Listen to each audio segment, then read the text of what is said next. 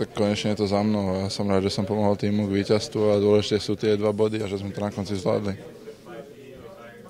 V prvej tretine tam ste mali 11-minútovú úsek, kde ste hrali v presilovke, vyťažili ste z toho jediný gól. Určite aj ten jeden gól poteší a mali sme dostatok priestoru a šanci na to, aby sme dali viacej gólov, tak musíme na tom popracovať a do budúcich zápasov sa z toho poučiť a dať viac gólov. Stále sa rozpráva o tom, že mali by sme sa poučiť, no ale ako si zdá, že sa nepoučujete z tých gólov v záverečných minútach zápasu.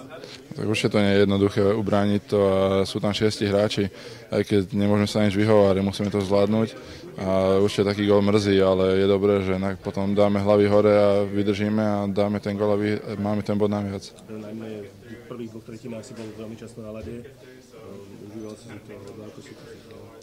Je to výborný pocit hrať konečne a dostávať taký ice time, za čo som vďačný trénerovi. A ako som už povedal, som rád, že to tam padlo a že sme vyhrali a dotiahli do víťazného konca. Tak majú šikovných hráčov, takisto ako všetky tieto mužstvá ruské, takže je to jedno, či hráme proti ním a proti komu inému. Každý sú pre ne príjemní a majú veľmi šikovných hráčov. Najdôležitejší gól v kariére zatiaľ, keď ste to mali tak v hierarchii? Zatiaľ si myslím, že áno.